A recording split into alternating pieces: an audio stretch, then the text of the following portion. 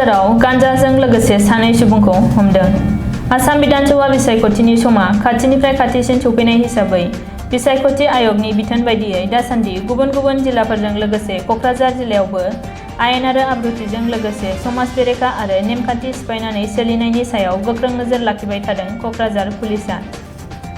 बेनिनो फिथाइ महरै दिनै मोनसे सिग्रोमनाय हाबाफारि बानजायनायनि गेजेरजों क'क्राझार जिल्लानि सिङाव थानाय कारिगावआव गंसे वागन-आर गारिनिफ्राय गोबां बिबांनि गान्जाजों लोगोसे जाथायजों लोब्बा थानाय सानै दायनिगिरिफोरखौ हमनो हायो।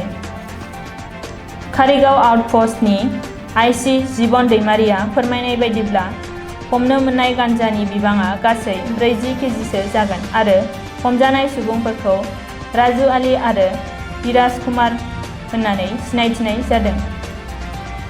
बे गान्जाखौ इटानगरनिफ्राय लाबोनानै क'क्राझार रेल स्टेशननिफ्राय सोनाब रायजो फारसे लांनो नाजादोंमोन होननानै आइसि दैमारिया फोरमायदों।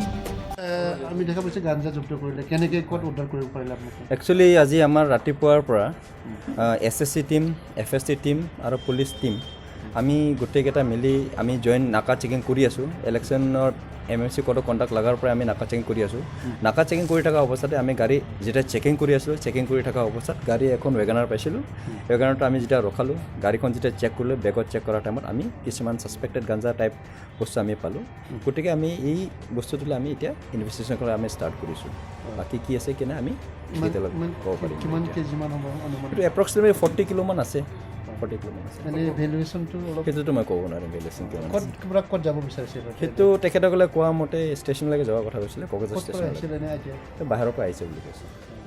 কক্ৰাঝাৰ ষ্টেচন যাব? কক্ৰাঝাৰ ষ্টেচনত আটক কৰিলে?